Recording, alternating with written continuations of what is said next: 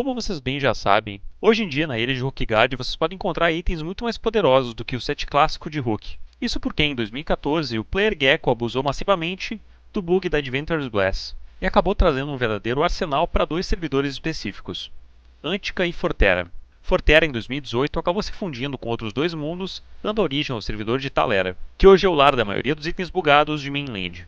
Aqui na ilha taleriana tínhamos dois grandes colecionadores, Sony e Golden CJ. Sony é um rookster bem famoso, tendo inclusive participado de um vídeo do Rookguard Fan, e é dono de uma extensa coleção de rares, que inclusive ele usou recentemente para montar seu screenshot do nível 150. O outro grande colecionador de rares é o CJ, mas recentemente, por questões pessoais, ele decidiu se desfazer da sua tão preciosa coleção. Ele colocou nos grupos do WhatsApp uma lista com todos os itens que ele estava disposto a vender, incluindo seu próprio char, que é possuidor do caríssimo Golden Outfit. A maior parte dos itens foi comprada logo de cara pelo abatedor Tariq, que está se preparando para um grande projeto em Talera. Mas quando coloquei os olhos na lista de itens à venda pelo CJ, um deles me chamou a atenção: a Poison Dagger. A adaga envenenada pode não ser a arma mais poderosa dessa lista, mas tem um brilho especial para mim por ser uma arma que tem toda uma história de lendas e mistérios dentro de Rookguard, mesmo que nunca tenha existido de maneira legítima dentro da ilha. Hoje vamos falar sobre a história da Poison Dagger em Rookguard. Desde a sua implementação em dezembro do ano de 2000, a Sword of Fury sempre foi o sonho máximo de qualquer jogador que estava passando na Ilha dos Novatos. Com o incrível ataque 24, ela era muito melhor que qualquer arma que havia em Rookguard. E conforme mais e mais players começavam a ficar na ilha, mais deles optavam por usar katanas pelo simples fato de que treinariam o skill de Sword caso um dia eles conseguissem pegar a lendária Sword of Fury. Bem lá nas antigas, essa talvez tenha sido a maior motivação para tantas pessoas preferirem usar katana ao invés de mace. Porque em teoria as duas têm o mesmo ataque, só que ao usar katana você está treinando o skill de Sword, que seria muito útil para se empunhar uma Sword of Fury mais tarde. Mas depois de anos tentando desvendar a quest da Sword of Fury, as pessoas pouco a pouco começaram a desistir da espada. E o sonho de se obter uma arma lendária foi migrando para outros itens.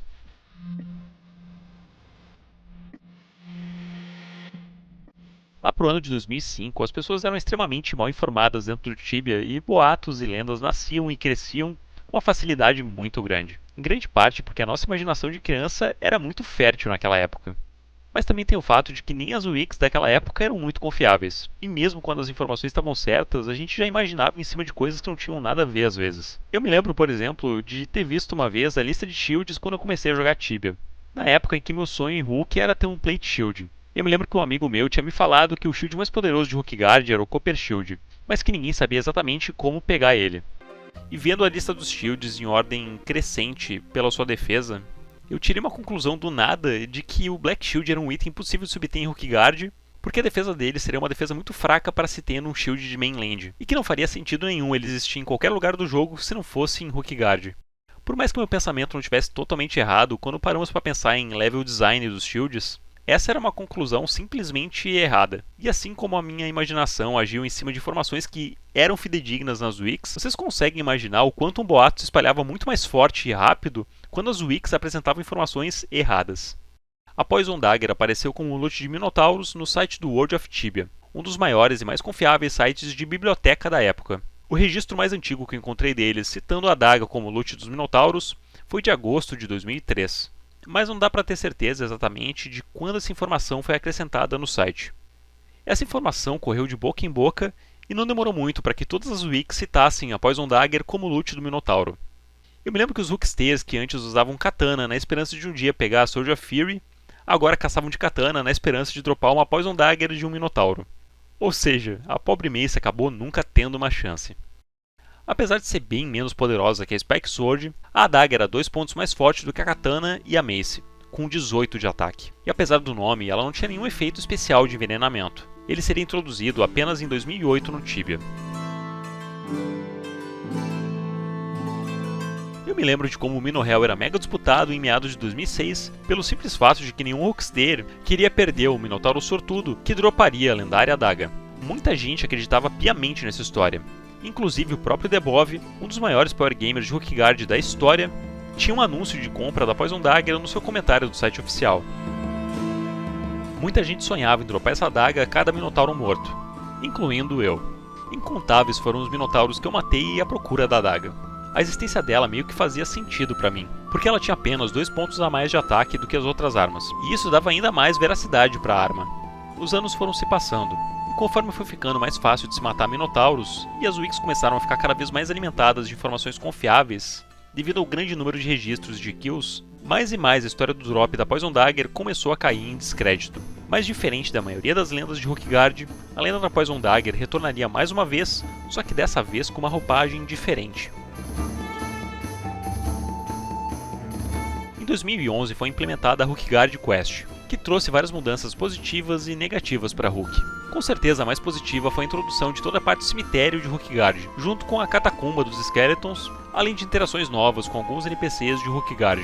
Mas a parte ruim da implementação da quest foi o fechamento de certas áreas do mapa, além de Rookseres antigos perderem acesso a áreas que eram muito mais democráticas antigamente.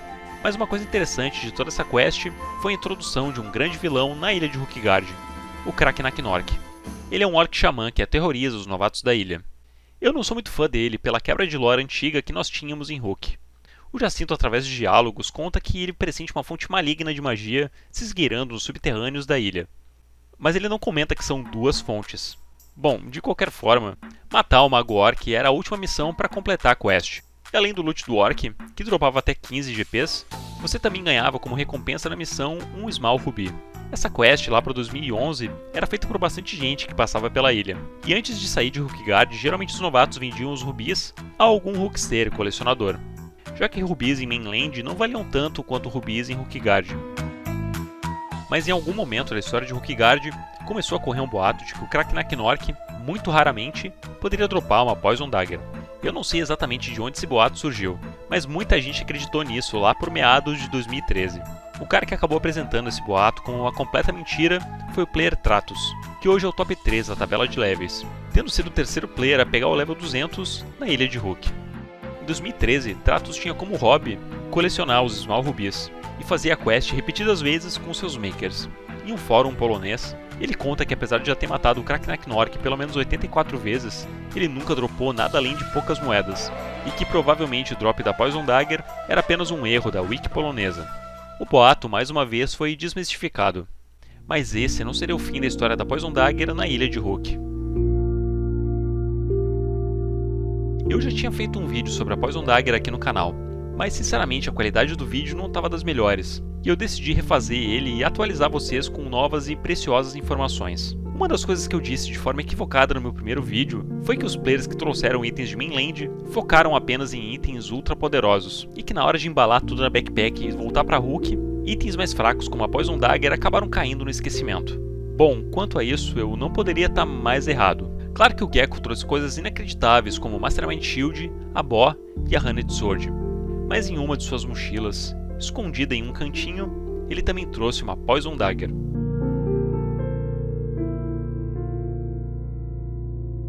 Depois de tantos anos sonhando em dropar uma dessas adagas envenenadas de um Minotauro, agora eu via finalmente uma chance de obter esse lendário item através do anúncio do CJ, que estava se desfazendo da coleção. Eu e o CJ então, depois de negociar os termos, fechamos o negócio. Eu redigi um contrato para firmar a transação. E por fim, agora eu sou o mais novo proprietário dessa adaga que mexeu com a minha imaginação durante anos. No começo, a Poison Dagger era apenas uma espada com 18 de ataque, mas no update 8.2, em julho de 2008, o valor de ataque dela foi alterado para 16 de dano físico e 2 de dano elemental de Earth. E além disso, foi implementado também uma chance dela envenenar a criatura atacada com aquele poisonzinho que fica batendo de 1 em 1 de forma passiva. A mecânica de se envenenar criaturas de Rook não é exclusiva da Poison Dagger, porque a gente pode usar também Poison Arrows para envenenar bichos atirando elas com o seu arco.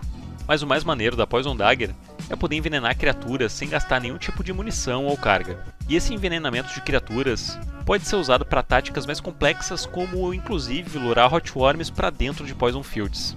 Você dá um ataque nela e fica esperando atrás do Poison Field pelo dano do envenenamento bater nela. No momento que o veneno age na Hot Worm, ela perde o medo do Poison e te persegue mesmo dentro do Poison Field. Uma coisa que mudou na Poison Dagger, além do pequeno dano extra de envenenamento, foi a redivisão do tipo de dano. Ao invés de ter ataque físico 18, agora ela bate 16 de físico e 2 de dano de terra. E isso acabou trazendo vantagens e desvantagens. A vantagem é que monstros com fraqueza ao elemento terra acabam tomando um pouco mais de dano, como por exemplo orcs. A desvantagem é que criaturas com imunidade a poison, além de não poder obviamente ser envenenadas, ainda por cima não tomam aqueles 2 de dano extra. Ou seja, para hunts como a Torre das Vespas ou para a Cave das Poison Spiders, a Poison Dagger nada mais é do que uma katana, exatamente com o mesmo ataque, 16. Uma coisa que eu estava querendo testar quando comprei a adaga foi o dano do envenenamento. Eu não sei porquê, mas na minha cabeça eu achava que todo dano que a criatura tomasse do veneno da adaga não seria um dano diretamente do meu char, mas sim desse poison que viria do além. E eu, por algum motivo, acabaria perdendo algum ponto de experiência nesse processo. Eu fiz então esse teste com o Minotauro da Montanha Solitária. Primeiro eu matei ele com uma katana, e depois com uma Poison Dagger. A ESP ganha foi exatamente igual nas duas situações. Depois disso, só por via das dúvidas, eu matei o mesmo Minotauro em full defense com a minha Poison Dagger, para ir envenenando o Minotauro mais vezes. Mesmo assim, a XP ganha foi exatamente igual, ou seja, o dano do veneno conta como o dano do seu char. Esse é um detalhe muito interessante e que eu achei legal a Cipsoft ter tomado esse cuidado na hora de alterar o item original. A Poison Dagger parece um excelente item em todos os aspectos. Ela se prejudica um pouco quando o assunto é hunt de vespas e hunt de Poison Spiders, mas caçar com ela nessas hunts acaba sendo como caçar com uma katana, o que na minha opinião já está mais do que bom. E em outras hunts, principalmente as que têm muitos orcs, aí sim ela brilha. Além de possuir 2 a mais de ataque do que a katana, ela ainda envenena os bichos e faz com que você acabe mais rápido com eles. Eu sinceramente não sei se existe outra Poison Dagger em Rookguard, e se existir, deve estar provavelmente em Antica, nas mãos de um dono secreto ou de alguém que já foi até deletado. Mas ser o portador de um dos raros exemplares desse item, que tem uma história tão rica em Rook, é algo que me deixou muito feliz. É claro que nem de perto ela é tão poderosa quanto outras armas de mainland, mas acho que grande parte do charme desse item é exatamente essa sensação de que ela poderia ser muito bem um item de Rook, que não quebraria totalmente a ilha pelo simples fato de existir. Fora que é muito massa fugir daquele estereótipo de samurai adotado por tantos rocksters para adotar um modo mais sorrateiro e ardiloso, trocando a katana por uma adaga envenenada para poder emboscar as pobres criaturas de Rookguard. Se curtiram o vídeo, não se esqueçam de deixar o like, se inscrever no canal e ativar o sininho das notificações. Além disso, vocês podem se tornar membros aqui do canal para poder bancar essas maluquices que eu faço de sair comprando rares por aí para testar eles em Rook. Deixem aí nos comentários quais eram os itens que na época de vocês achavam que dava para conseguir em Rook. E talvez futuramente eu traga vídeos falando desses itens no futuro. Bom, eu vou indo nessa, um abraço e falou!